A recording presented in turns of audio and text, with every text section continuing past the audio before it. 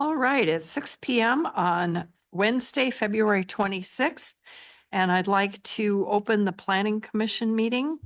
We'll call it to order. And may I have roll call, please, Lori? Okay, Justin will not be here. Jan? Here. David? Here. Stephanie? Here.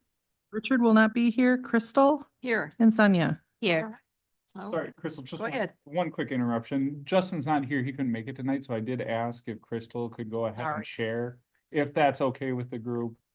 Just because there's a public hearing, it's a little bit trickier to chair this one than some other ones, so okay with Planning Commission, okay. Okay, item number 2 is review and approval of minutes from the previous meeting, which I believe was in January, right? January 29th. This Thank you. is something new that we're doing in all of our committees this year. So I'm just requesting that you guys do the same thing as Plan Commission. We need a motion and a second for approval, if that's appropriate. I move that we accept the minutes from the January 22nd Plan Commission meeting. They were attached in our packet for our review. I'll second it, Sonia. Okay, thank you. We have a motion and a second for approval of the minutes from the last meeting. All those in favor signify by saying aye. Aye. Opposed, same sign. Motion carries. All right, item number 3, excuse me, is Planning Commission with possible action with redevelopment resources on our comprehensive plan. And I believe we have we have all kinds of people joining us. Wonderful. Hi, Kristen. Hello, good evening. Ashley's here too. So I don't think we have a ton of action tonight, but as a sort of a standing agenda item for this comprehensive for the comprehensive planning period, every time we have a plan commission meeting, we'll ask our consultants to come in and at the very least give an update about what's going on, what things are happening, what we can look forward to, and of course, if there's any questions about the process, you can put them in at this time. So with that, I'll turn it over to Kristen and Ashley to kind of give us an update about where we're at. Thank you, Nate. We prepared 2 slides. I don't know if it looks like I can't share, but I can talk our way through them if you'd rather just have us give a verbal update. Yeah, let me go ahead and you should have co-hosting responsibilities now, so you should be able to go ahead and share screen. It will just take me a minute to put it up for everybody.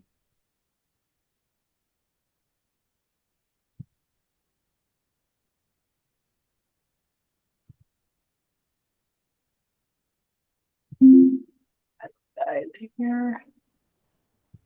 And then I think I need to do, is it displaying properly or do I need to switch? It's not full screen just yet. There. Okay. Great.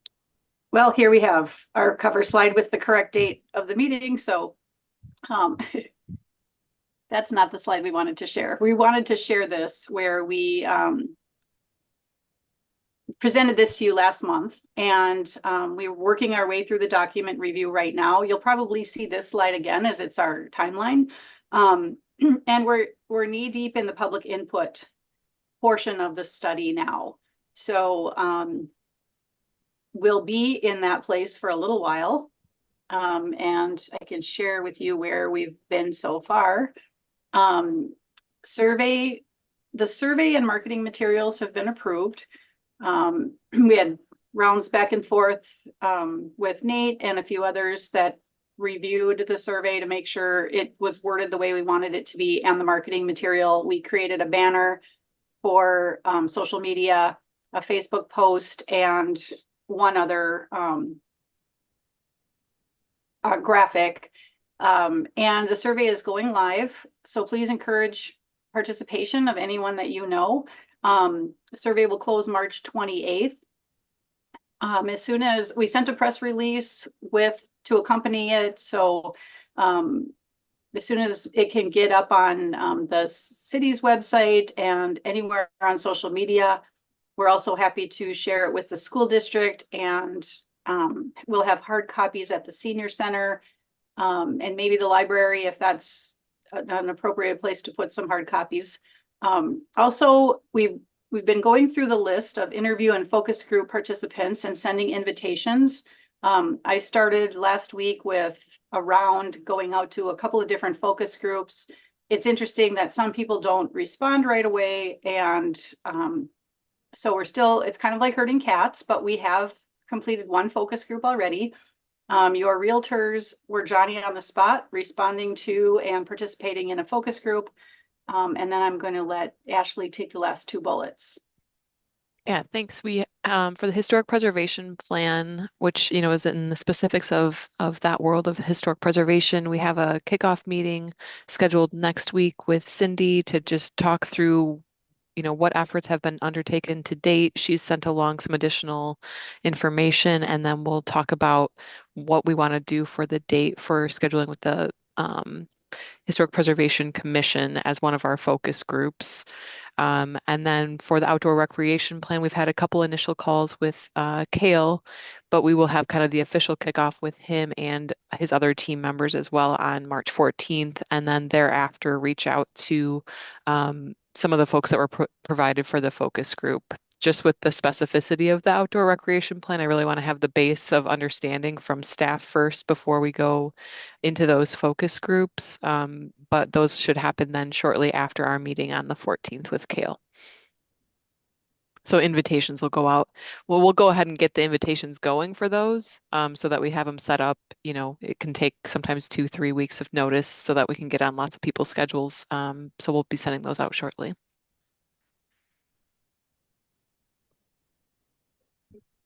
Any questions from the group? That was really all we had for updates of where we've been in the last month and kind of where we're headed in the next few weeks here. Sonia? I have a question.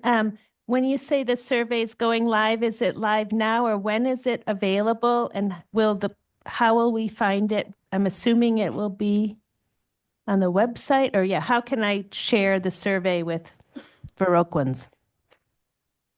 So it's available. The link is live. The link will go out with social media posts, be posted on the city's website.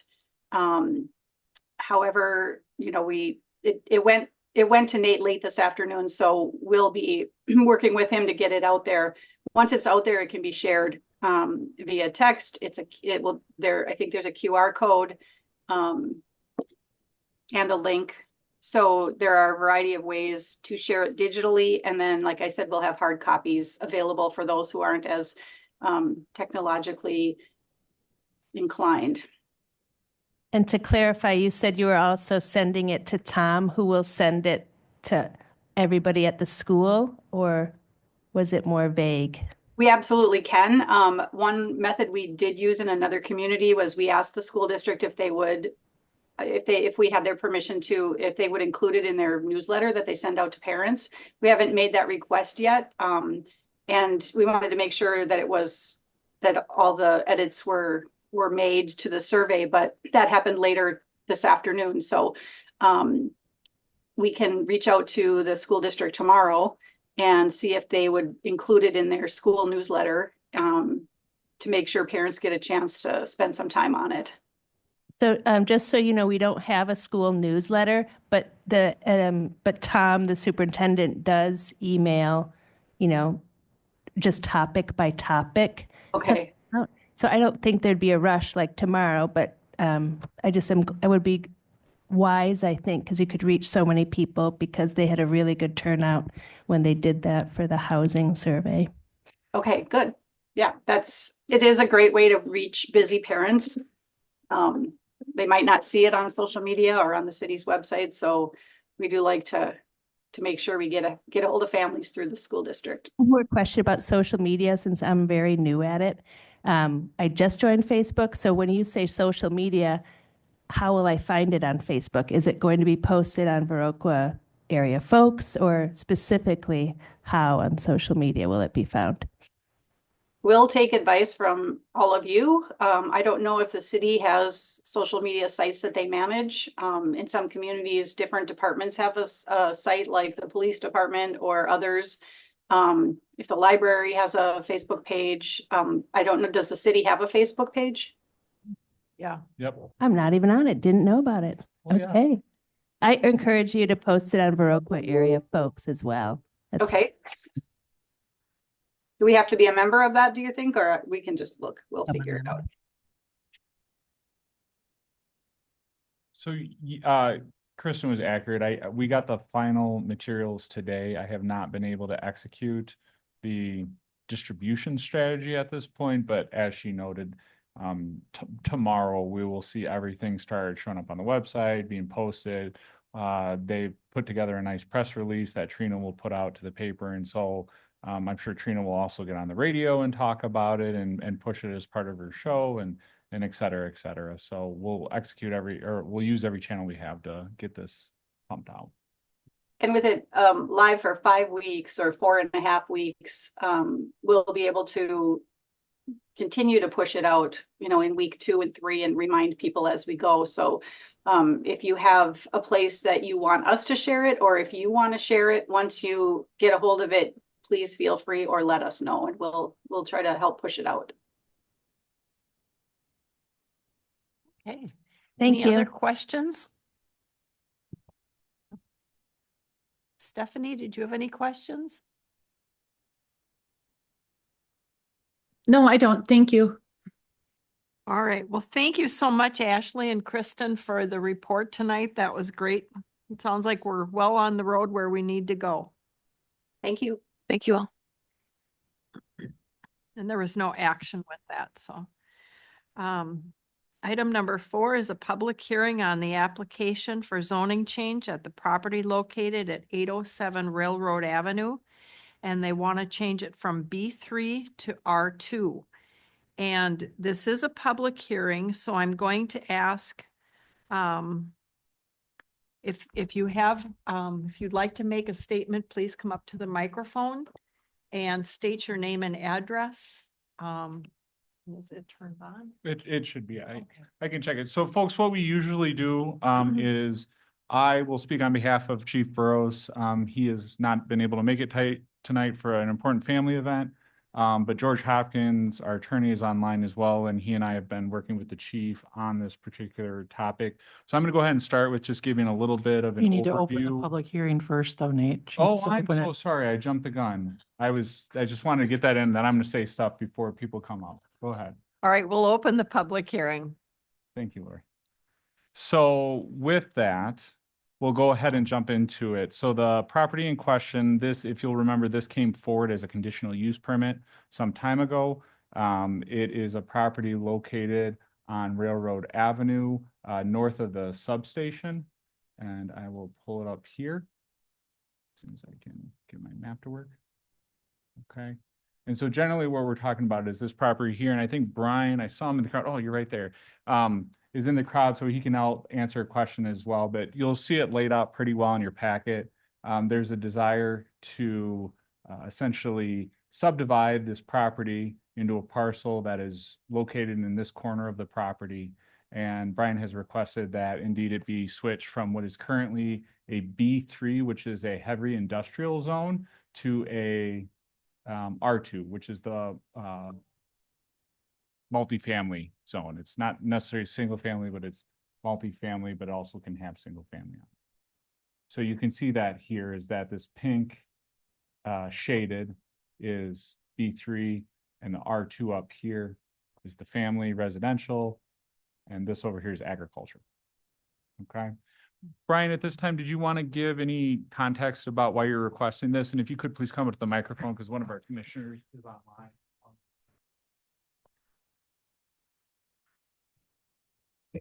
Yeah, I'm Brian Schott, and we're I own the property up there. I've been there.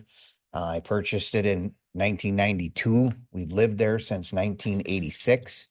We're in the process of trying to sell the farm to my son and daughter-in-law. So that's why we were building a house. They gave us a variance to build. But the issue is I need to be able to sell the farm to my son. Because right now it's gonna start to cost me like anywhere from $1,500 to $2,000 a month in interest because I've not been able to sell, which I was planning on, and did not know that this was going to be such a hang up. So I have a little better drawing that I'm working with a, would anybody want to see that? Okay, I got some. Let's see if that's enough for everybody there. So I have Chris running, doing the surveying, and he just, preliminary sketch right there. It would be roughly 0.57 of an acre that we would be asked to be rezoned to that B or R2. Is it? Okay. Rezoned to R2, so that way we can proceed with the sale. Our issue is that the bank will not let two people have a mortgage on the same piece of property. And that's where our holdup is. And until I can get an approved survey that I can take and that the city will allow to, for me to be able to sell. I guess that pretty much sums it up, and the quicker, the better. I know everything has to go through its channels, but if we can go as quickly as possible, it would be greatly appreciated. Any of the commissioners have questions?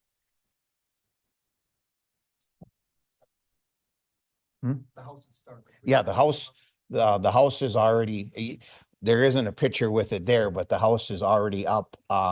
They're sheet rocking right now. So I would like to be able to make sure this gets done so we could, I don't know if that would affect occupancy or anything like that.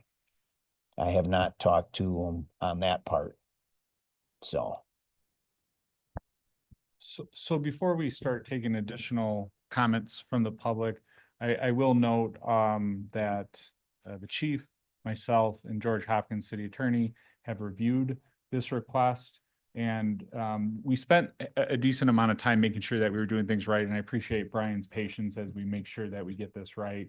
And our biggest concern was that we would be spot zoning, and that when we do spot zoning, we have to be extremely careful. And we wanted to make sure that we were just sort of covering our bases and not going out of line with the spirit of it. So you can see here, and I can maybe zoom in just a titch, is that Brian's parcel that he's talking about would be approximately here. Yep. And so essentially it would turn that parcel from pink to yellow. And that, as you can tell, would place an R2 district, approximately 1 acre parcel, did you say? Roughly like 6/10 of an acre. 6/10 of an acre, a fairly small piece, surrounded completely by a very different type of use.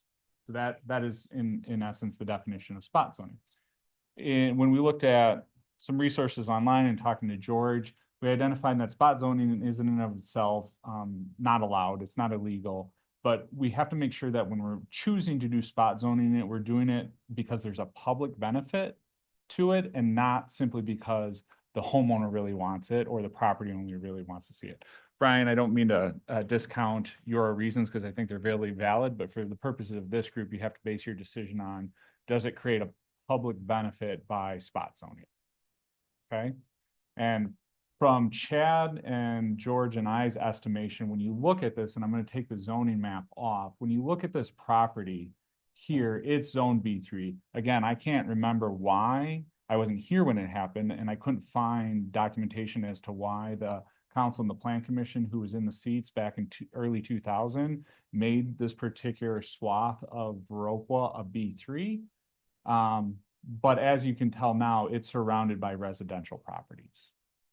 And really, it's not until you get to the substation that the properties start turning to the actual B3 industrial use. Okay. And so from our angle, the public benefit would be not only to Brian, but everybody who lived on this area of town, that we would not want to see a heavy industrial building get built in this area. And therefore, to us, it would be a public benefit by changing the zoning from an R2, from a B3 to an R2.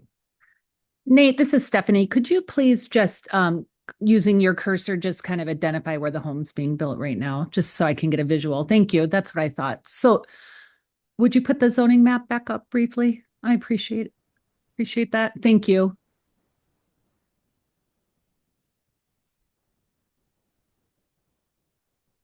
Stephanie, did you have something you wanted to say to that effect? Well, just, I mean, I guess as a point of order, if it's whether it's an appropriate time or not for a commissioner to make a comment, but I guess I would, I would just say, in my humble opinion, spot zoning more so is more askew when it's not a contiguous zone to what you're at, right? So like, we're essentially just like almost having like a slight continuation of the adjacent zoning rather than like having something that's not at all within that contiguous area of zoning, like plopped in the center of a field. So I think that is when communities feel really disjointed and land use doesn't seem to align, or people drive through towns and they scratch their head. They're like, who thought of that? Right? Like that. I don't think any of that would happen in this scenario. We're essentially just being asked to maybe stretch the neighboring zoning over a parcel. And I do remember hearing this matter when we gave the variance, right? Was that this fall? And I feel like if that had been incorporated at the time that it certainly wouldn't have changed my opinion on giving the variance, right? Do I have my memory right? Sorry. Hang on, we gotta close the public hearing before we get too much. Oh, sorry. Yep, no problem. More of what I was asking is did you have at this point, the commissioner members were looking if you have any clarifying questions regarding the situation, not necessarily what your perspective is at this point. Go ahead, Sonia. And sorry, Stephanie, I didn't. Oh, that's okay. It's a little hard for me to hear, so I appreciate that. Thank you. Question. Would it just be that one spot, or are we talking about that whole field? Just that 0.6 of an acre. But should it maybe be the whole field? Right. I mean, So that excellent question, and I will say that's something that we talked about. So I'll take that as a clarifying question, unless Lori wants to tell me no. It wasn't really put on the agenda to do more than just this No, I know. location, so I don't know if that would be a George question, I guess, and whether we can do it that way. No, and I don't think we can. I'm just saying I don't think that was I think that was a clarifying question, Yes. not a perspective. Yes. So we did talk about basically saying, well, really, in reality, more than that small parcel should get rezoned for the reasons that we've talked about. But because it's not on the agenda tonight for us to be able to do that, we aren't recommending to do it at this time, but we should look at that sooner rather than later. And I think that was a great question, because that was actually the last thing I was going to finish up on. George, is there anything else that you wanted to share through your conversations with Chief Burrows?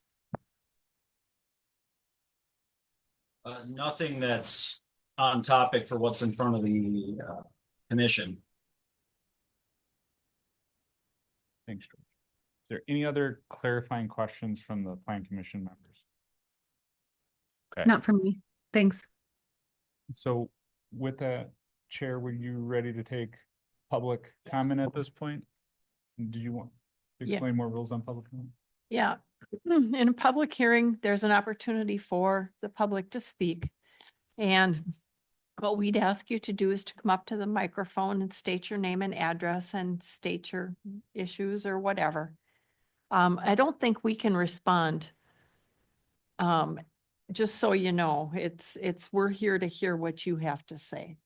Only if there's clarifying questions, but we cannot respond in an opinion Right. or whatever, no. Right, thank you.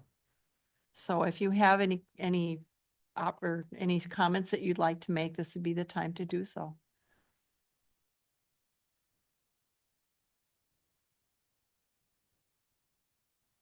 Okay, so no comments. There's nobody online that wants to make a comment. Anybody online would like to make a comment, you can unmute at this time and make your comment. Yes, can you hear me? Yeah, go ahead, Tom. Yeah, hi, this is Tom Wilson. My legal residence now is 3672 Tamarack Lane in Eau Claire. I have, after 20 years, moved up to where my wife lives up in Eau Claire, and that's where that is my legal residence. But I have over this time owned the property at 707 right next to Brian's, and I am intending on keeping the house and continue my improvements on it and using it. First of all, I would like to say don't want in any way to hinder Brian and Michelle in this endeavor. They have been excellent neighbors as long as I've been there. We've always cooperated with one another. I do have a couple of questions, and some have sort of been addressed. That to me, it would be more appropriate to really think about rezoning the whole area. B2 has never really settled with me. Certainly, when there was more development down around the back of warehouses and the fertilizer plants and all that, it looked like that industrial activity could have moved further down Railroad Avenue, but certainly with the development that has gone on in the last 20 years or 25 years, that has not been the case. It's been filling in with single family residential, as well as then people like Brian and Michelle have continued to maintain a very positive agricultural presence as well. So looking at sort of that whole area there, and thinking of a rezoning, perhaps as part of the long range planning process, would be my first choice. I guess my specific question here is why are they choosing to do it B2 as opposed to B1? B1 is single and double family residence, and on 0.6 acre of an acre, that would certainly, I think, be the maximum we would want to do that. I don't really see this area as developing into larger multifamily or other things, and so I'm not sure what opportunity there is for an answer to that question, but I'm just curious as to why it's not being zoned or rezoned B1 as opposed. I'm sorry, not B1, but R1 as opposed to R2.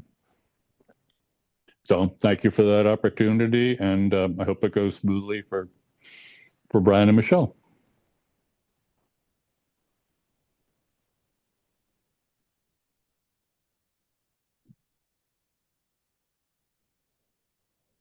Hello? Thanks, Tom. Okay. Okay, any other comments? Okay. Then I'll go ahead and close the public hearing. And we'll move to item number 5. And this is a discussion with possible action on the preliminary resolution to rezone property located at 8807 Railroad Avenue from B3 to R2. That was the area we just heard about. And I would ask anybody at this time who has comments to consider holding them to the end during the period for public comment so we can move along. Is that okay? Okay, so this is for the commissioners here to look at the resolution. And I believe that was in our packet as well. So I don't know if you want me to kind of go through what the process is on when it comes to this rezoning. This is like the first step of the preliminary resolution. If you guys decide to go and move forward with the rezoning with your recommendation, this would be the resolution that would go to council. What happens is that they would act on the preliminary resolution. If they pass it at council, then I have to actually publish a class 3 notice, which means for 3 weeks. And then it would be another public hearing back at Plan Commission. but that cannot happen prior to 40 days. So it's a longer process than you're hoping for, but there is a process regarding this. So this is the first step. Once you have the public hearing, you would make a final recommendation to council, and then they would vote on an ordinance to rezone. So that is the next step. So this is step number one. They can, when they work, would be acting on that ordinance at council. It actually lays over for for a second council, but they can waive that second reading. So, like I said, this is step number one. If you wanted to recommend after you guys discuss whether you want to do this or not, this would be the first step on sending it on to council with your recommendation or not. And then we go from there. I have a question on process, Lori. If I remember right, on former plan commission meetings, we had to approve any survey. Do we also need to approve the survey? That would be probably coming back at the time when if it comes back with the public hearing, because you can't split the parcel with it. Right. It would stay at the same zoning. However, because you have that conditional use, you can't split the parcel because now the reason you gave them a conditional use no longer applies because now it's on a separate parcel. That's the whole reason behind having to go this direction first. I did ask Brian to kind of come up with a conditional or like this preliminary one just to make it so that you guys have an idea what we're talking about. So this will be part of the process, but it has to kind of come together. It's kind of a messy situation where we have to kind of do it together.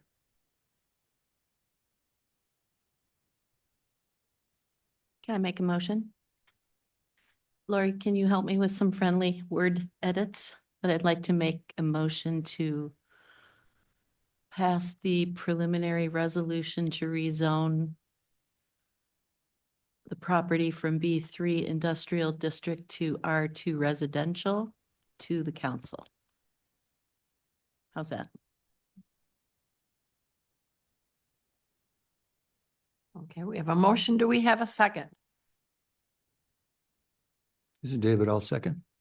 Okay, we have a motion and a second. Do we need roll call vote or not? Just Okay. because, just further discussion if it's okay, Go Chair. ahead. Just to answer one of the questions that came up in public comment, the reason that we chose R2 is because R2 is adjacent. And as I think Stephanie nicely pointed out, it feels a little bit better when it's contiguous. And so while in the future, when we go through the comprehensive planning process, zoning and things like that will be certainly a topic, we can rezone the entire city and make sure that we're making those decisions. And so the future may look differently than what we're doing now, but for right now, the best option moving forward is to put it into an R2. All right, we have a motion and a second. So, no vote. You already did motion. So. Oh, okay. Yeah. All right. You don't need a roll call. You can just, Oh, that's it. Yep. Yeah. Okay. So we just need to everybody vote. Please say aye if you approve it. And if you don't, we'll get there. Aye. Aye. Aye. Okay. Anybody Aye. not vote no? No. Okay. Okay, so the motion passes, so this will be forwarded on to the Common Council. And if it's approved, it'll be published, and this all has timelines. And then if it's, then it would come back for another public hearing here with this group, so. Can I speak? Yeah, I think that's fine. Go ahead. I just have a question is, Mhm. when we started this right here, I was getting some of the information for all the adjacent properties. And I was kind of told not to get a certified survey until I know it's going through. So I just want to know, do I continue to work on the certified survey or do I need to hold off? I would probably wait till after the council officially approves this preliminary resolution, because right now this is just a recommendation to council. Okay. And then after that, I would say it was probably if they've passed that, it's probably a pretty good chance that you could move forward with that. Okay. But will it slow it down if I don't, like if they pass it and I say, here is the certified map right away? Like I said, it can't come back to council for at least 40 days. So Okay. you should have some time in between Okay. there. Yep, no, that's fine. That's what I was wanting to make sure that I was just trying to continue with what I need to do in a timely fashion. Yep. Okay, thank you. Thank you, Brian. Okay. Item number 6, excuse me, is review of property development proposals with possible action for property at 321 South East Street. And again, if the public is going to have comments, we'd ask you to hold them for the period for public comment. So Nate, I'll let you take it away. Okay, Plan Commission members, this property was formerly the old hospital property. It was demolished some time ago due to its dilapidated state, and it was considered irredeemable and a public safety hazard. After it went to the county, it came back to us for ownership. And last year, I want to say probably around March, if not a little sooner, we put it out to the public as an RFP requesting proposals for people who are interested in purchasing and possibly developing on it. Through that process, I'm sorry, I'm trying to talk and chew gum here. Through that process, we received 3 proposals.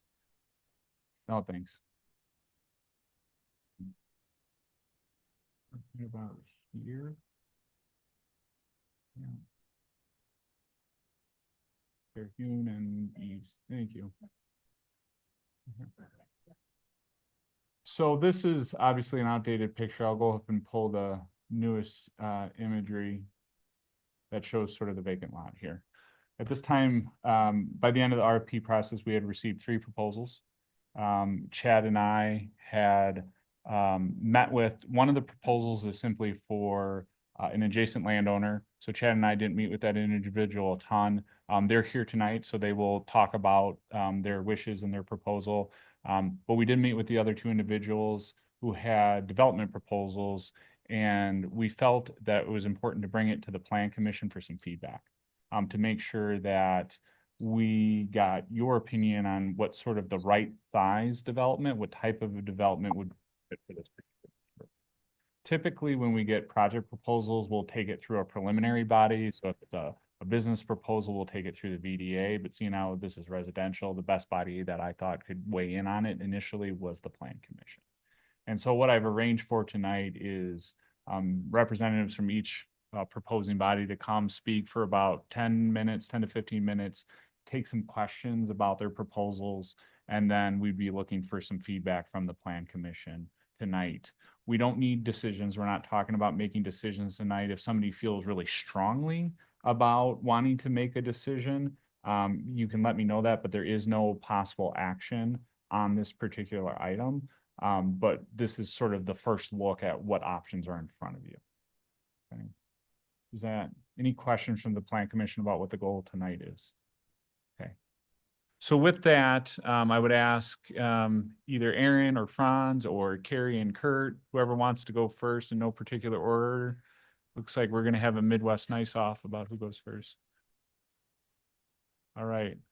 Kurt and Carrie, do you want to come first since your names seem to come up for, no, Aaron, you got to come first if yours is the first in the alphabet, but Carrie's already on her way here, so we'll let her go. And Carrie, I'm going to go ahead and put your project on screen if that works for you. Sure. I can find the damn thing. There it is. I am Carrie Tunks. I live at 520 East South Street, the house right behind there in the far back by the trees there. Our property line is very on that property. It comes right up to our back door. We're just looking to purchase not even all of it, but part of it to have a little more room behind us. And if somebody does decide to build, that we don't have something like right coming out our back door. We're not planning to build anything on it or extend our house at all. We just most likely will probably have like a flower garden area with some nice bushes, and it'll be mulched in and everything and looked nice, so. That's basically what we have planned. Carrie, and I misspoke because I did meet with Kurt and Carrie just a couple days Yeah. ago. You had mentioned something about stormwater. Yes, we have a lot of water that comes down off that back hill into our backyard and it goes into our basement. So if, we would build a retaining type wall and we already have some water flow underneath our property that we put in ourselves, but if we could do something more to flatten that property out a little bit and help that along, slope it better. Yeah, go right ahead.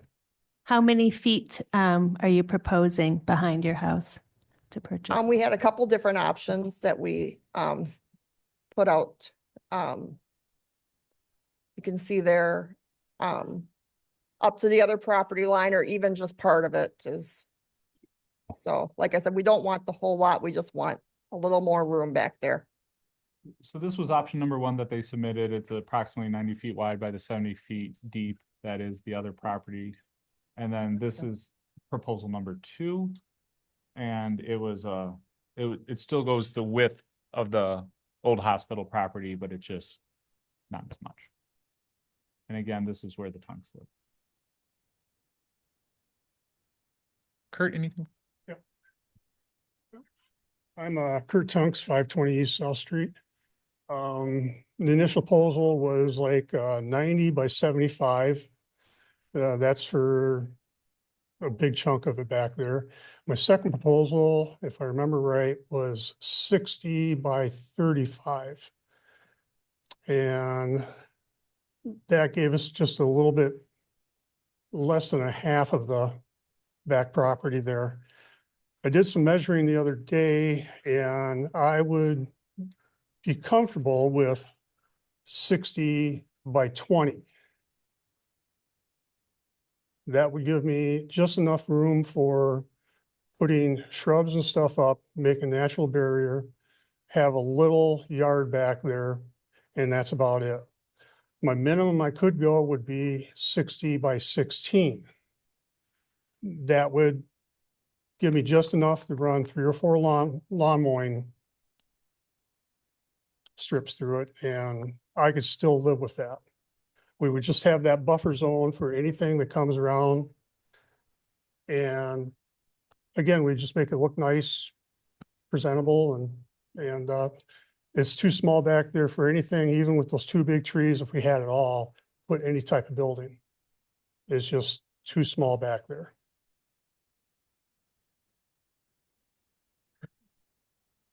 I guess that's about it. So, And, so Kurt, this was the second one, but you're saying there's a range essentially from that 60 by 90 down to a 60 by 16 is generally the range you're looking for. I'm sorry. It was the largest would be 60 by 90, and then the smallest would be 60 by 16, is what you're saying. What we'd be comfortable with. 60 by 16, I'd be comfortable with that.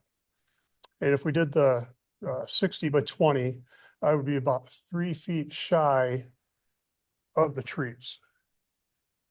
I don't want the trees.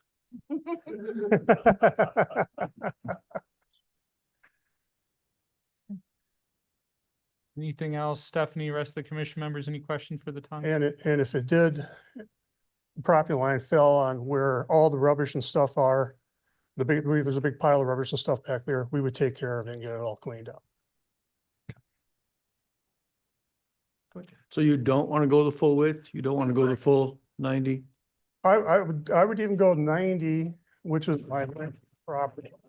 I'd go 90 by 16, 90 by, I'd even go 90 by 10. We're willing to But work. the 16 dimension, that, you said you don't want those trees. Yeah, That means 16. you don't want to go that full We will, if to we the have to. north there? Yeah, we will. Okay, Yep. all right, thank you. Yeah. We'd work with anybody that's going to develop that, so they have the room. We just want that little buffer for our deck and our patio that we sit on most of the time. And we put up, the tallest of anything greenery would be an 8-foot shrub or something like that. And then the rest of it would be the 4-foot, 5-foot barrier shrubs. That's about it. Any more questions? Not for me. Oh, all right. Thank you Thank both. you very much. Aaron Parker. Aaron. You ready? All right. So I'm gonna pull up the document that you handed off to me, the presentation. PowerPoint one actually PowerPoint works has best. everything on it. Sure. I'm sorry it's so big. No, it's okay. I should have preloaded it, huh? I tried to do it, but things were dropping out. so- Yeah. All right, just a second here.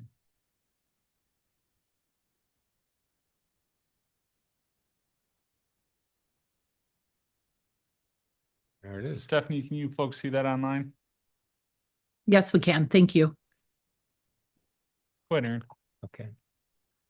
I'm Aaron Parker, and I live in town. Yeah, what we're proposing here is an 8-unit project that would have 2 fourplexes in the front. On the left, East Avenue is on the left-hand side there, just for orientation. We're proposing 8 units. There's 1 3-bedroom, 2 1-bedrooms, and 5 2-bedroom units. There are 4 in one building on East Avenue, which would be of similar scale and dimension, compatible with the houses flanking the property, and then a pair of duplexes pushed to the north as far as possible. That are small 1-bedroom and 2-bedroom. So the 1-bedrooms are 800 square feet, the 2-bedrooms are 1,000 square feet, and the 3-bedroom is 1,250. In order to avoid doing sprinklering, not that you care, we would divide the fourplex with a 3-hour separation between each pair, so that it's so we don't have to sprinkler.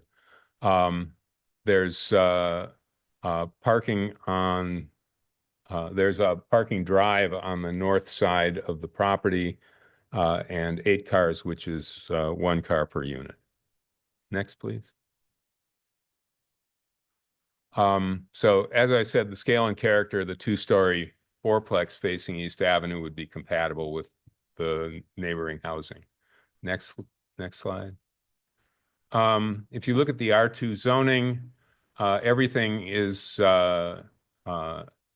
everything on the site meets the zoning code. The permitted uses, however, say you can have multifamily dwellings not exceeding 4 units. But while it's not permitted as of right, it is permitted as a conditional use. And it's understandable that you don't want a lot of units, because the sort of standard way that people build these days is with these 8-packs that tend to not be consistent with the character of the neighborhood. Next slide. So the city, when I talked to the city about this, they suggested that it should be done as a planned unit development. And this is the code for that. They say, in return for greater flexibility in the design, there are certain things that they expect to be delivered, and they have these 4 characteristics. So why don't we review those one at a time? Next slide, please. Architectural and site design and construction technology. They say for planned unit development, it says incorporate creative design in the layout of buildings, open space, and circulation. So as I mentioned, the massing, setbacks, and character of the structure fronting East Avenue is compatible with its neighboring houses.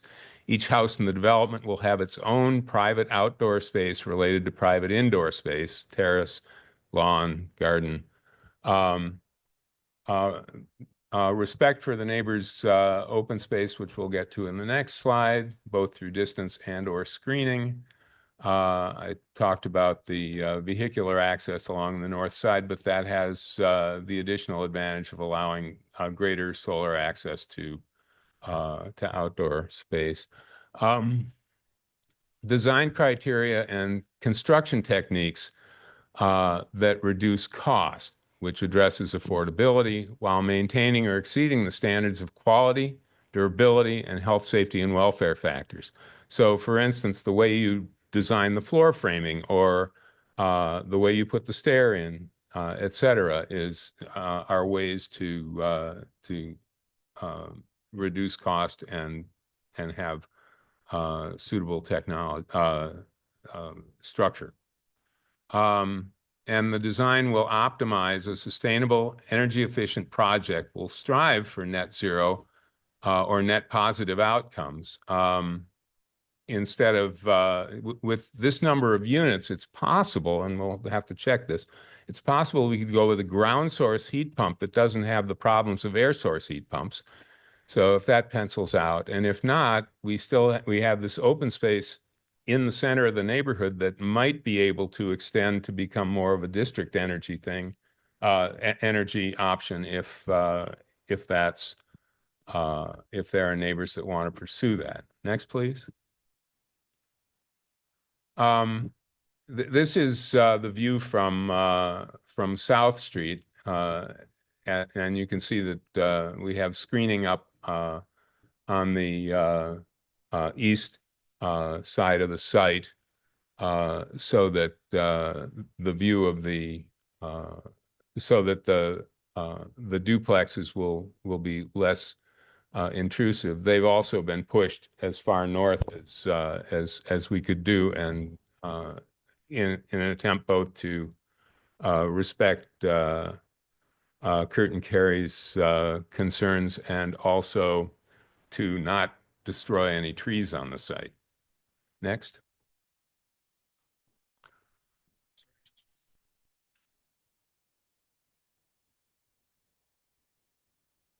Uh-oh. There we go. Too many tabs open. Another factor in for the PUD is assuring compatibility with surrounding land uses and neighborhood character. The land uses are generally either education or residential. So, but the context here, I think, is important. The red line there is the original boundaries of Viroqua, bounded by Western Avenue on the west, East Avenue on the east, and South Street on the south.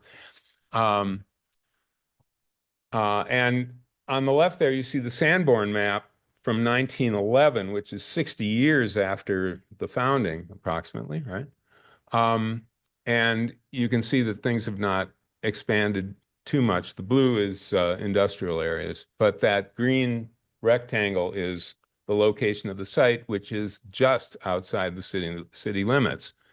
The other thing that's interesting about that is that inside that red circle, the entire thing is a gridiron, but as soon as you go out, if you look at Decker,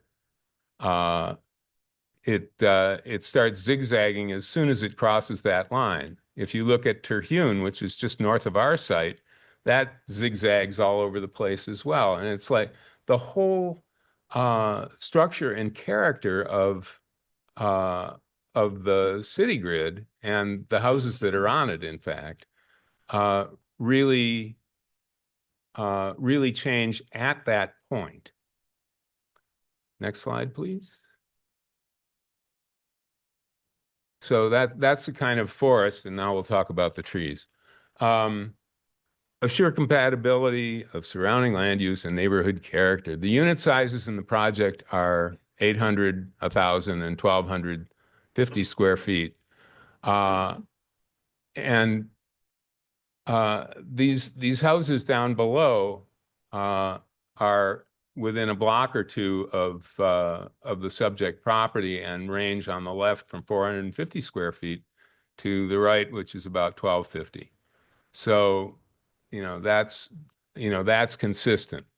Okay, I'm gonna have to zip down here so I can actually read what I was gonna say.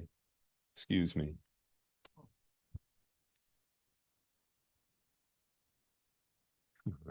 There we go.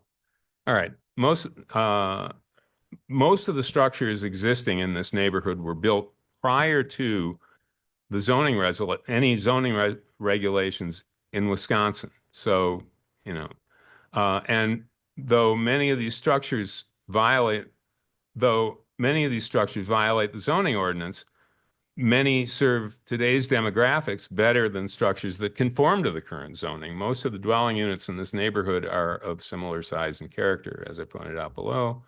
And demographic projections find that there's a greater demand for the type of housing that we're talking about providing, because why would I build it if there was no demand? So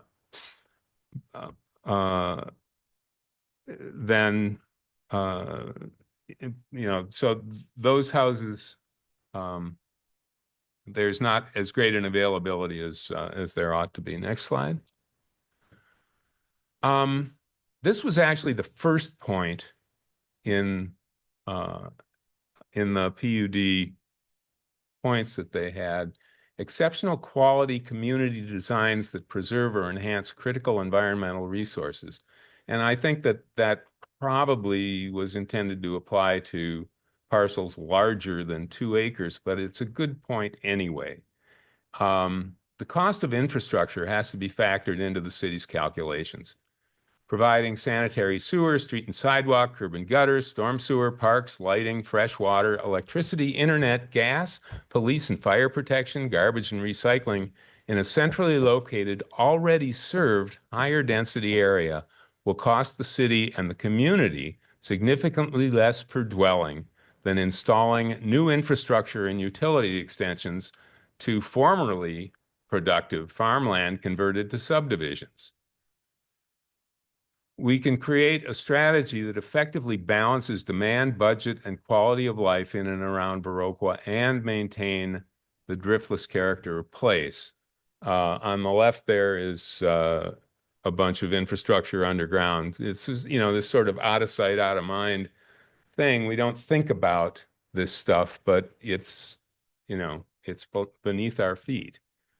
Next slide. I'm sorry. Wrong way, man. Okay, so this is really, I'm almost done. So I've heard concern about 8 houses on this parcel. Our design proposes a lower density than R2 zoning. It's an oversized parcel at 75 by 232, a standard lot within the original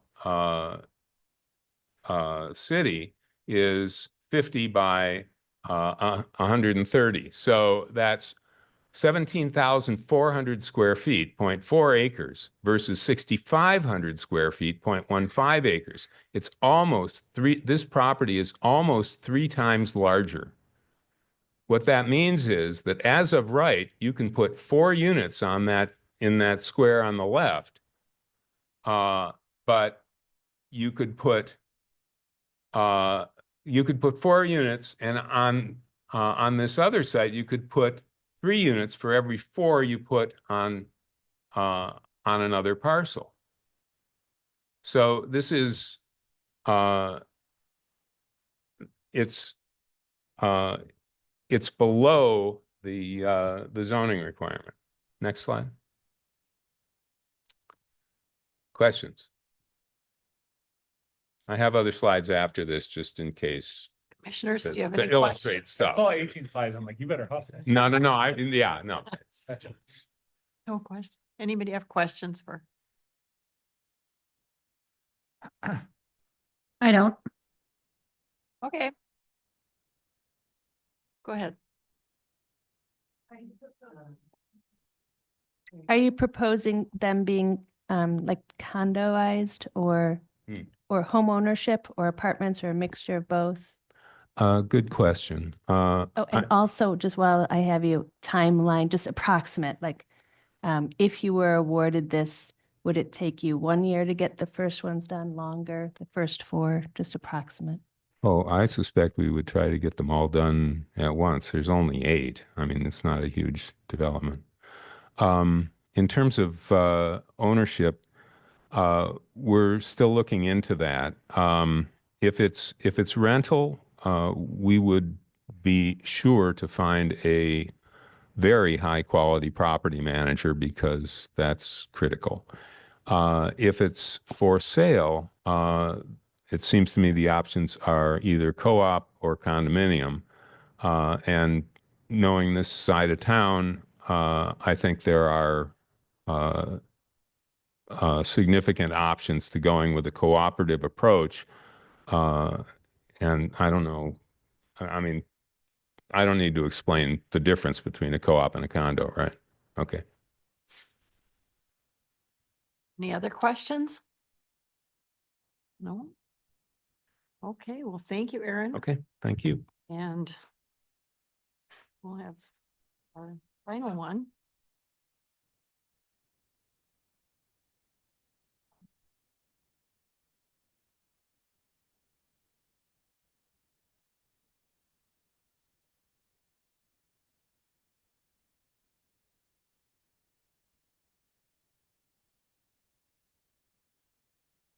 Yeah, that should be fine. That should be fine. So this is my name's Franz Funovitz. I'm president of FJF Workshop Design Build Company here. So on this proposal, the intent was, I just imagined if, well, if I was going to move here and I wanted to have a single family home, starting off or finishing the end of, the end of having a family and wanted something smaller, high efficiency. I was thinking of, what would I, what type of place would it be and what do I normally see here in the, the hills? And first thing I thought was like, okay, we're some sort of cottage. So I just went with that feel of, these are very simple cottages. The goal was to create parking, create lots of light on the south side. They all face the south. They all have gardens facing the south. They all have vaulted space for their family living and dining spaces. So, and the 2-story areas are the first floor master bedroom and master bath. But over them are also the options for either 2 bedrooms or an office, or the option is doing a bedroom and a bath. So it could be 2 bedroom, 2 bath, or it could be 2 bedrooms, 1 bath, and an office. So the idea is just keep it extremely simple. Trying to use, the highest quality materials we can. You're not getting like giant spaces. The smaller ones are about 1,100 to 1,200 square feet. The bigger one on the end would be closer to 1,500 square feet. The idea is that you have a highly designed space, simple space, trying to keep with vernacular. I didn't want to do anything, just keep, obviously the details have to come later.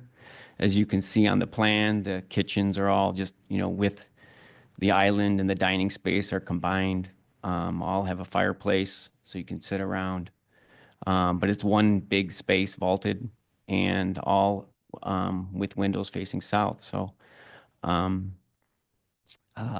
but that's pretty much it. The driveway obviously is on the north side where the sun is not going to shine. So there's no point in, that's, for skateboarding and basketball and things like that.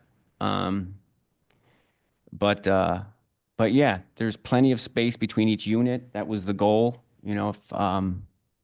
is that way everyone has space away from each other.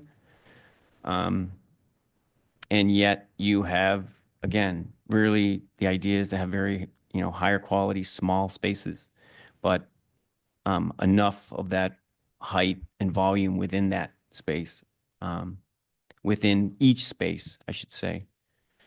So that's about it. It's, I don't want to make it complex.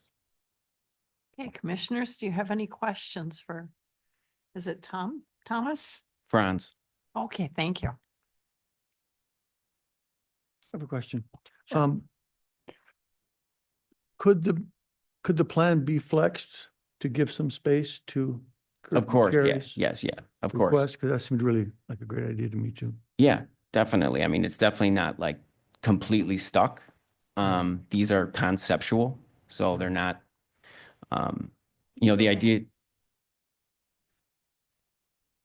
Again, this is something that I can't, again, until you get closer to like reality, you don't get much, like, this is just concepts. These are just, what is it? What are you buying, right? You're buying simplicity. You're buying, double, you're buying vaulted space. You're buying light. You're buying, like a big space like this, but vaulted for your family. And then you're buying a smaller bedroom but a very tight knit bathroom connected to it. So it's, age in place. You're not buying a basement, just because I'm not a fan. If you want to spend the money, great. I'll do it for you. But that's the idea. It's just keep it simple. Again, the higher quality materials inside and out. Again, I did put like garden walls between each, which I really love. So everyone, has a designated space, but yet they're low and they're stone. So again, these qualities of like, materiality is important. And again, they're starting with carports just because, again, trying to keep a lower price. It would be a cooperative. And that's about it. Franz, when we had met with Chief Burrows, we had talked about how it would meet the zoning standards. Yep. And we had talked about connecting the Yep. buildings. As you can see, two of the structures have a shared carport wall. Yeah. And the other one sort of stands alone. And in order to meet zoning, we would need, To at put- least as it stands today, we would need to pull all the buildings together so that they would exist as a threeplex, because zoning allows a threeplex but doesn't allow currently two standalone structures, residences on one property. And there's no way to subdivide the property and still deliver all the things that are needed, right? Is that still accurate? Yeah, that's accurate. Okay. Yes, I Chief, understand. did I miss anything on that? Okay. Any other questions from the commission members for Franz?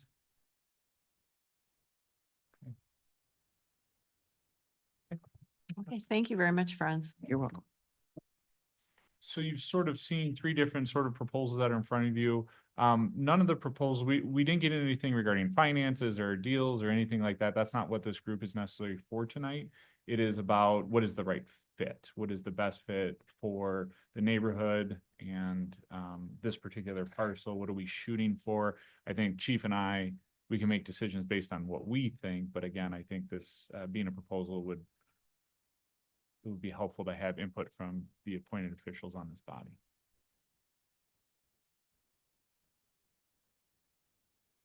I'm sorry, I didn't look quickly at the agenda. Do we first hear from the public comment? Okay.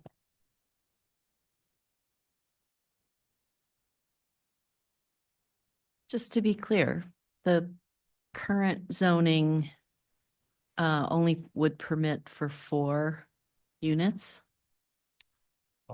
Yep, it would be up to a fourplex is Right. what the zoning allows. So anything over that is a conditional use as well. Well, help me out with it. Again, I can pull up the PUD. zoning laws, but Chad's our guru on that. Or PUD. Or PUD. Yeah. So yes, we've essentially said for Franz's project, it would fit under the current zoning laws, but for Aaron's, for the reasons we talked about, it would have to be more of the PUD route. Just a point of clarity, if Franz wanted to keep his building, second building standalone, we could entertain a PUD for that.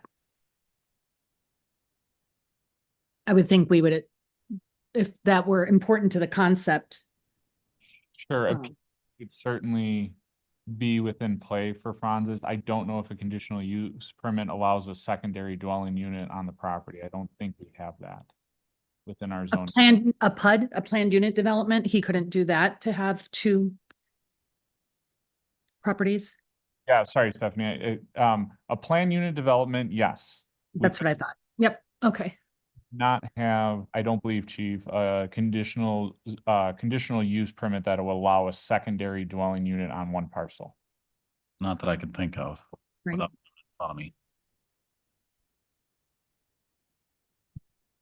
Just point of clarification, which all of us know, but some people in the audience might not be aware of, is there's a housing advisory committee that's looking at all of zoning and looking at accessory dwelling units. So there's a high likelihood that there'll be opportunities, within a year or two.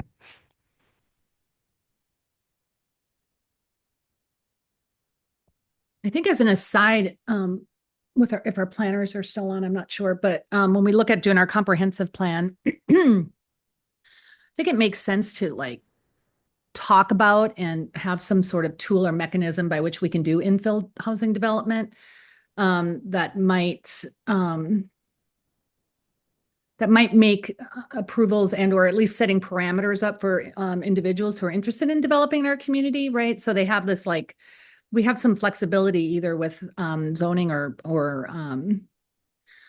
just approvals and for how we could go about doing infill development. This isn't quite infill, I suppose, but I can picture other places in our community, like my property, for instance. We have an abandoned alley behind us, more than enough space to do some additional housing units, but it would be nice, I guess, with the housing task force, et cetera, that we think about some creative adaptability, I think, for doing some infill stuff.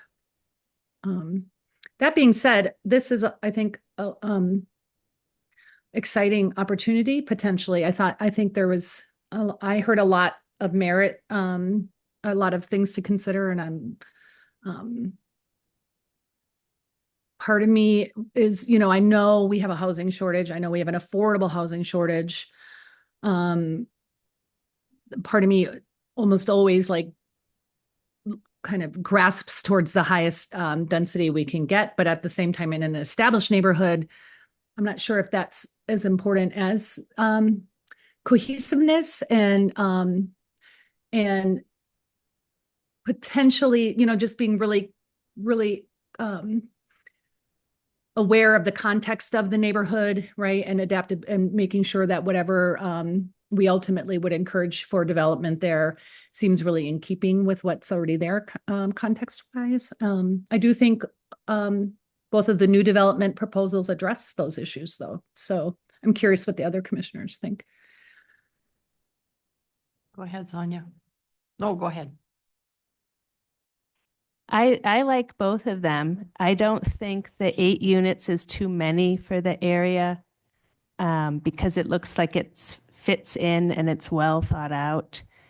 I might make the very back units smaller to have some units be much more affordable than the front ones, and also less cars going in the back.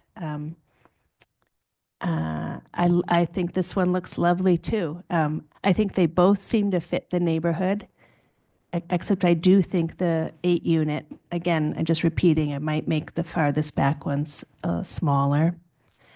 I think it'll be just looking at the next step from both developers, which is what you're going to be doing anyway, of their feasibility of doing the projects and getting timelines. And so for me, it wouldn't be an easy decision, but I think it will just naturally play out because there's so much involved with both, and then it'll just work out. So one of our key questions that the chief and I said to Aaron, and Aaron alluded to it in his presentation, is we said, yeah, is 8 units too much? Right? I think that was one of our core questions. Is it too much for this neighborhood? Are we trying to do too much on this parcel? Aaron provided a presentation that addressed those questions, I thought. I'm just saying he responded to the questions we asked, but that's for you guys to decide here. And that's, I guess, part of, in a nutshell, what we're looking for is what is the right amount of density on this property? Can you give some feedback to Chad and I where we can move forward and saying 8's too much, but 6 works, or 5's sufficient, but maybe 7, right? Like just a little bit of, based on what you've seen tonight, what feels like the right size of project on this property. Yeah, Jen. I don't want to dismiss the idea right away of maybe right sizing the first presentation that we had, right sizing that lot a little bit and creating what is really typical for every other house in this neighborhood is a backyard. So I just want to say that out loud too. I think that has merit in the neighborhood. Full disclosure, this is my neighborhood. So I know it pretty well. There certainly are houses nearby that have an apartment, that's maybe a 2-apartment, an older home that has been turned into 2 separate apartments. That's certainly it. But it is a single family neighborhood for sure. Mostly ownership, some rental, but mostly ownership. And I think both proposals are, I didn't realize how deep this lot was, so that's a new idea for me. There is a lot of space there. But I feel like 8 is too many. But I don't know why yet. I don't know if I have a justification for that, other to say that would be unusual in our neighborhood to have a lot with that many units on it. So it's a big lot, right? So I have to rethink that a little bit. So there, you're asking for opinion. That's my first out of the gate. And that's, Jan, I'm glad you brought that up because this is all new information for you folks tonight. Yeah. And so I'm going to follow up this meeting here tonight to make sure you have the materials that were presented here. They'll be, of course, they're now a matter of public record, but we'll have a follow-up meeting on this. But I think the developers are interested in some of that initial feedback so they can get the wheels turning. But of course, we'll probably bring this back for a second review by this plan commission. And, but as much you can give right away would be helpful, but if you're just not ready to, I also understand. Well, this is Crystal, and I agree that's exactly what I was thinking, is that both of these things bring to what we're trying to do with the neighborhoods, which is keep the character. And as far as the number, I think that's something that can be worked on going forward, because I don't know what the magic number is either. I don't know whether you look at density, per square foot or what you do, but I mean, the houses in this neighborhood are quite varied in sizes and are the yards. And I do understand the people wanting to have their water issues taken care of too. So I'd like to have both move forward at this point. I don't know if we can do that. Yeah, I don't think we're necessarily saying yes or no to any of the developers. It's more about just seeing the variety of options that are out there and seeing what strikes as like, this seems like the right project for this particular spot in town. I can share that. I'm going to be very interested in hearing what the neighbors' feedback will be as we move along, and some of this becomes more public information. The other adjacent property owners who aren't here, in general, right? So that would be very persuasive for me, I think, if we were to look at getting behind in a support of one or more of the projects. I think I don't think Baroque was a place of like staunch NIMBYism, right? I think if anything, it's people are very aware, I think, of the housing needs. It's inescapable in our community. We talk about it a lot. So I feel like I'd really like to know what the broader neighborhood thinks about this project. I do think the market would, I do think there's a market for both projects. And even this project, I agree with Jan, like I need a yard, but I know there's plenty of people who are beyond that stage in their lives, or they maybe don't have children, or they don't want to deal with yards. So it's hard for me to picture that density in town, but I also really think that there is a market. I can see these being attractive units. So they're both projects are so different, yet there's a lot of similarities. I'm equally interested in both. So I think right, some time to contemplate, but I'm keen on hearing what the neighborhood thinks about the impact that they may have. You know, I think about the children who might play in the area, right, with the additional 8 cars coming into that area, et cetera. So I'd be curious about the public safety impact as well. Yeah, this is David. I guess I would say I generally, given the housing needs we hear so much about, I generally think more opportunity is better. I'm open to 8, but I could also imagine everything considered, maybe 6 would be more of a sweet spot. Again, it seems really well thought out, and I trust Aaron's instincts about keeping the neighborhood livable and all that. So both proposals look good to me. I do like a little more, as long as it fits in with everything else that we'd want to see in the neighborhood. Do you have any public safety concerns about anything that you'd want to just note? David, or somebody brought up a good point about additional cars and just access to emergency vehicles and things like that. Right. Things are getting tighter out there overall with more vehicles and more density. I can tell you it's not fun running our fire trucks through the back streets and stuff anymore. It's getting rougher. So yeah, more traffic in the area. Whoever I think you brought that up or whatever, or someone brought that up. Yep, there you go, is a concern. And then just access to the property in general. Not that we can't change our methods and adapt ourselves as firefighters, but you know, anytime density is never fun for firefighters. It just means more opportunity for fire growth and things like that. So just transparency, things that come through my mind. I like them both. Nate and I have been going, you know, through this for the last year or something. I don't know. But so I'm not here to say I like one or the other, but those are concerns of mine. The more dense things get, the more complicated emergencies can get really fast. So things that I'll be considering as we move through it.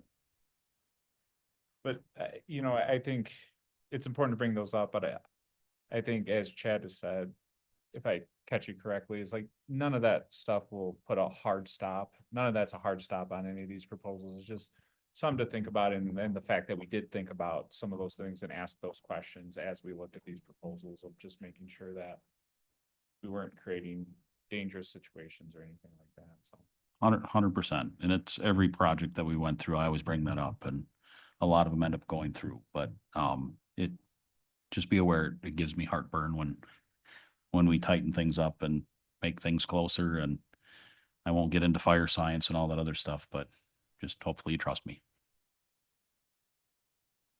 Okay, any more comments from the commissioners? I said it before, but I just want to reiterate, Aaron, I would encourage you for 7 and 8 to make those smaller so it really scales down, and also that brings more affordability. And we don't need anything to move forward, so we can just say, okay, we'll move on, right? Okay, we'll go to item number 7, which is a period for public comment. And I would encourage anybody in the audience who'd like to speak to this last item to do so at this time.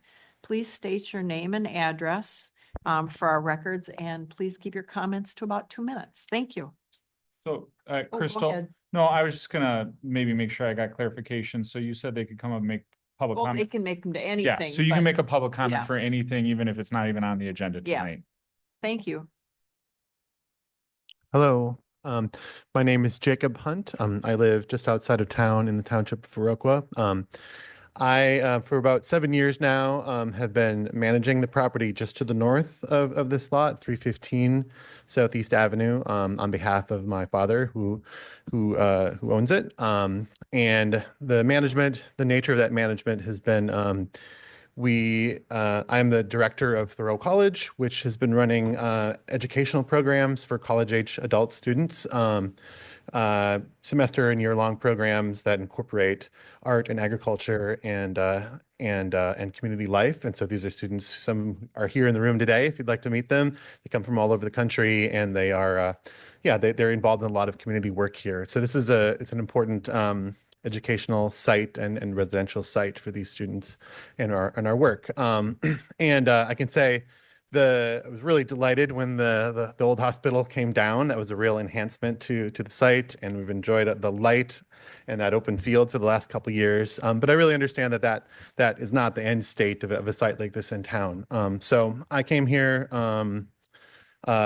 Aaron has kept me in the loop about his plans, and I was also was really happy to see Franz's proposal as well. I think the thing we really don't want to see is a big apartment building, a big structure that blocks out the light. But I think I can say as a person who's thought about that land there, and also who works with young people and educators and people who are seeking to live in this community, I really I would be very comfortable and really in support of the denser proposal, the 8 units there. I think from what I understand about Aaron's plans, he's thinking about yard space and access to private outdoor space in this design, thinking very actively with us as neighbors at least, and the sort of outdoor things that we were doing, gardening and so forth there. And I do think that there really is a need that I hear the young people who come to our programs. These are people who are, how can I live in rural America? How can I move to Viroqua? How can I own a home, right? And so I think there are older people who are seeking affordable housing, and younger people as well, people who are wanting to be teachers. And so I think these smaller units in a place have been designed thoughtfully with access to outdoor space in relationship to light and air and the neighborhood is something that I really support. And so I think I want to lend my support as immediate neighbor to that 8-unit larger piece there, if that makes sense to the rest of the neighborhood. Thank you.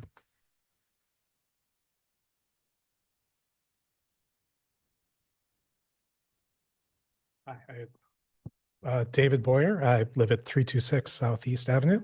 So pretty much right across from the lot, just kind of kitty corner of my driveway.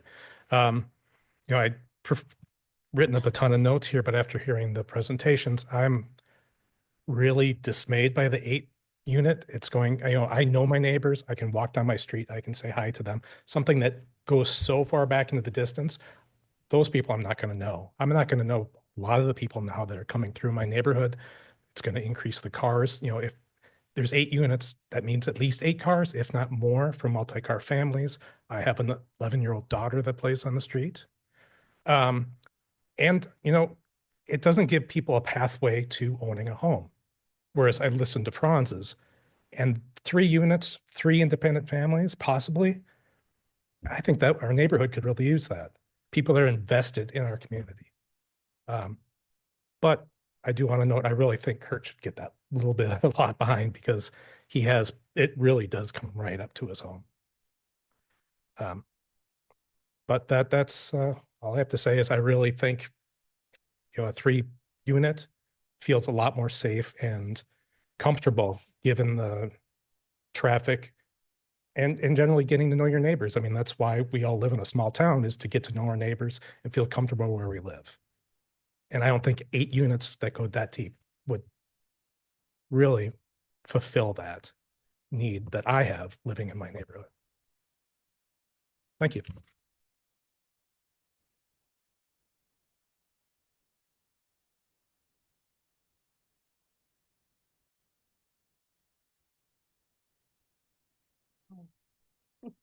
Rebecca Addison, 422 East Gillette Street. I'm a realtor in Viroqua with Hall Realty, and have been in real estate in Vernon County in this area for 22 years. Viroqua is so cool. and we are somewhat progressive. There's a lot of need for housing. Housing is changing. David, I hear you. But the whole idea of housing is changing. Whether it be Aaron's, Franz, zoning changes, it's so exciting. But one unit, the lot, garden size, yard space, it's changing, folks. It's just not what it used to be.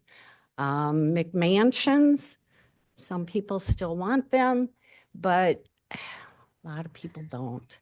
And it's exciting to see we're talking about this. It's really cool. It's so hopeful. And we always seem to be on the forefront of change, good change. And I'm proud of that. So I love both of these proposals. And yeah, I would like to see something move forward.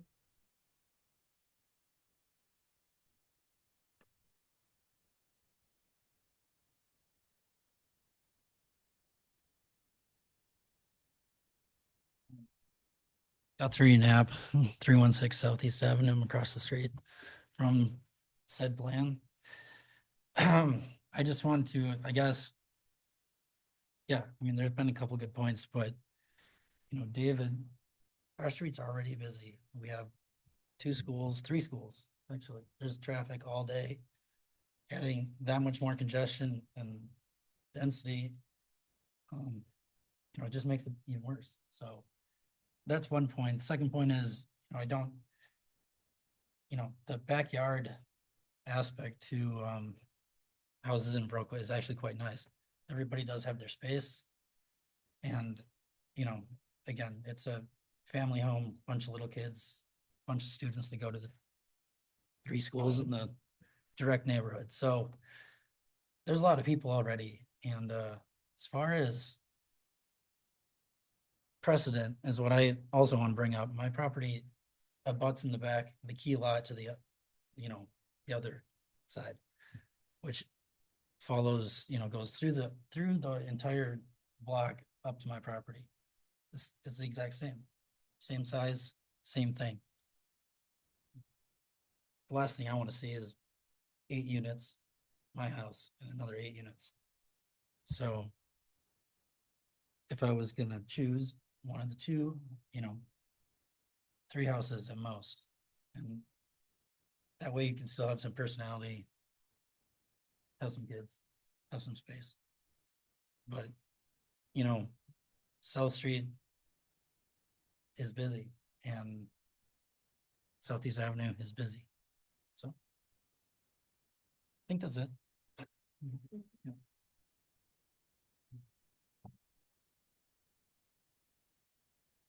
Anyone else like to address the commission at this time?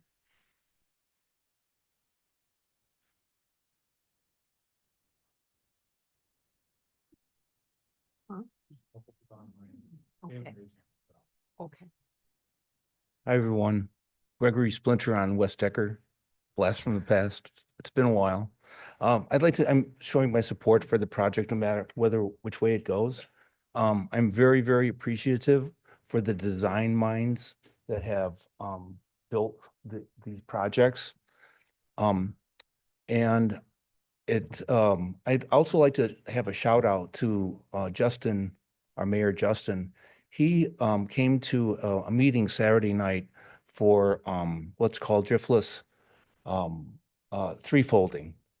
And if I can just give me a minute to talk about that and how that ties into the importance of the design mind that we've so appreciative for that we see today, whatever density we go with. At this meeting, when it was pretty well attended, it was a little bit under 100 people. A few familiar faces from yesterday. And but what I like to say is that the three-folding is the integration of government, economy, and culture. It speaks to objectively about a system of how we build our environments. And maybe what I'm about to say is more my opinion, but how that plays out. But, excuse me. this process here tonight was just so wonderful. It just, my heart was gladdened by it. What I found from my experience working with the city and so forth is that the culture piece, which is the qualitative piece, the design piece that adds so much to our lives, is lacking in, I'll just call it out, in the VDA aspects of this. We have strong economy with the people who own businesses here in town. And then we have Nate's government presence, and they seem to be lockstep with one another, but it's lacking the cultural piece. And in this model, the cultural piece isn't just there, it leads the economic and the government piece. And so that when things have been started, in my opinion, in the VDA, it has been really lacking the qualitative aspects of the design that we've experienced here today. And how that translates is our not best creative quality of built environments from a qualitative standpoint. So we're not just building buildings on parking lots with sewers. We're creating places. We're creating place. It's the reason why we love Viroqua, because it speaks to our hearts. And I think that there's not enough presence of that in the VDA specifically. Economy, those are the guys, you know many of their faces. And Nate's presence to lead this, you're the gatekeeper of sorts, what's happening there, in my opinion. But we need a strong cultural presence, and we need some people in the VDA who speaks the same language that we've heard today, with that kind of mindedness. And there are people out there, I feel as if they just haven't been given enough attention. They want to be in there. We had 100 people at Three Folding on Saturday night. Justin had the courage to come there. He's the first public official that's come to a meeting like that, and so appreciative. So I hope that makes sense. There's the quantities, the densities, but then there's the matters of the heart and the love that we should feel for the places that we build, and not just have them be the numbers. So I hope that rings. I hope that there's going to be some real change in the VDA with some different faces there that will bring us those qualitative aspects. Thank you. Anyone else that would like to address the commission? I know we have some people online too. I wanted to see where they're at. Anybody online like to unmute their lines and make a public comment? They can do so at this time.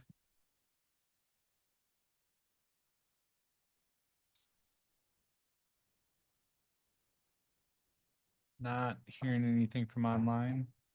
I think you're good, Kristen. All right, since there's no one else to address us tonight, we'd be looking for a motion to adjourn. Oh, okay, come up quick.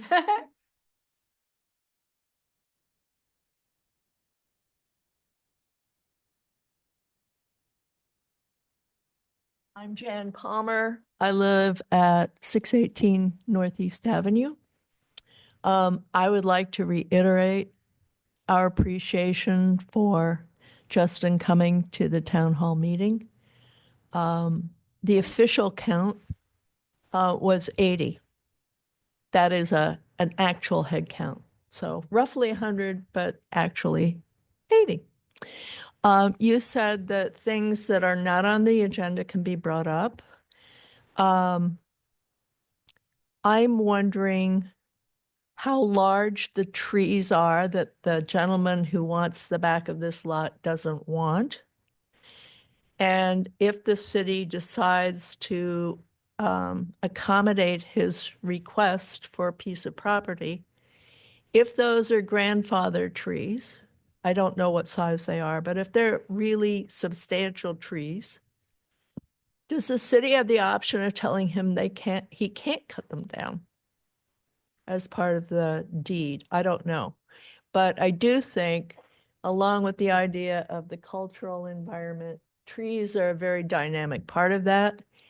And for a variety of reasons, we have lost a good many grandfather trees in town.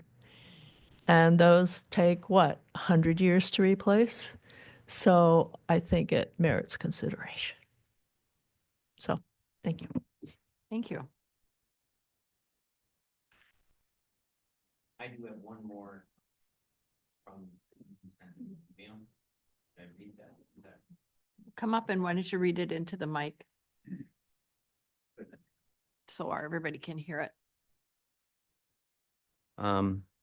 So they said, yeah, for the city of Viroqua's consideration in deciding who is awarded the ability to develop the vacant lot on Southeast Avenue. In lieu of physically attending the commission's meeting, we are sending this opinion with Franz. Fun of it's to be shared with the committee prior to making its final decision. We, Lisa, and Fred Anderson have spoken personally with both Aaron Parker and Franz about their plans for the former hospital lot on Southeast Avenue. In our conversation with Aaron, we did not see his plans, but heard more about them in terms that he intended to submit a plan that would have somewhere around 8 units in which people can live. While we appreciate Aaron's vision of providing this many new spaces for people to live close in, without seeing plans on how to provide parking for these many units and the ultimate size and shape of these units, we are more inclined to vote in favor of Franz's design, which seems to be more in line with the size of the lot and accounts for the parking of cars associated with each dwelling. As a family of 3 who have had difficulty finding quality, affordable homes in Viroqua, we are admittedly biased toward Franz's design, and we have expressed interest in buying one of the homes that Franz is designing. Thank you.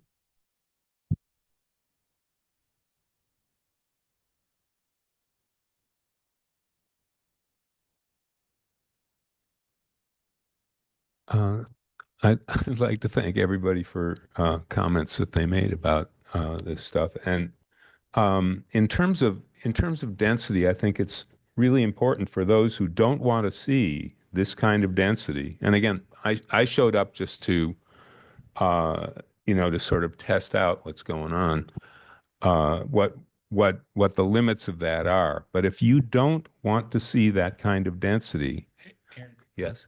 So you got to address the I'm commission. sorry. Okay. Okay, I'm at, I also live in the neighborhood. I'm at 111 North Lincoln Avenue. My name's Aaron Parker. For those who want to see a lower density in the city of Viroqua, the comp plan update is being done right now, as you saw in an earlier item, and you really ought to then show up and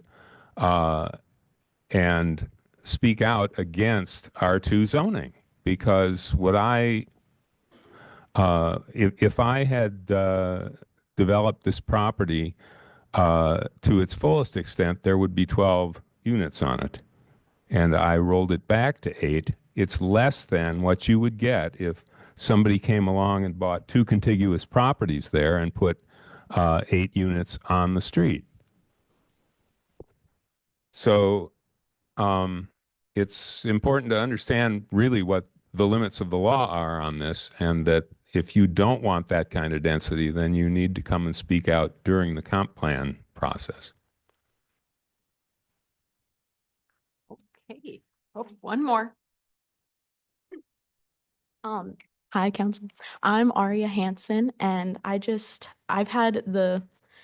been super fortunate in my life that I've been living in multiple towns in North Carolina, Asheville, North Carolina, Beaufort, North Carolina, and I grew up partly in Costa Rica, and I've seen all of my towns completely explode with people and apartment buildings and all of these things and gardens being taken over by houses and companies coming in.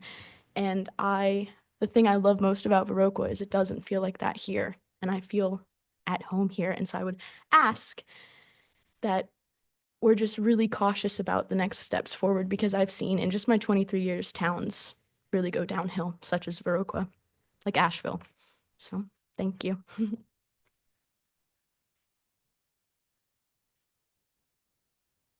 Okay, one final call. Okay, all right, then we'd be looking for a motion to adjourn. Motion to adjourn, Sonia. Thank you. David, I'll second. Thank you. Okay, we have a motion and a second to adjourn. All those in favor signify by saying aye. Aye. Aye. Opposed, same sign. We are adjourned. Thank you all. Thank you.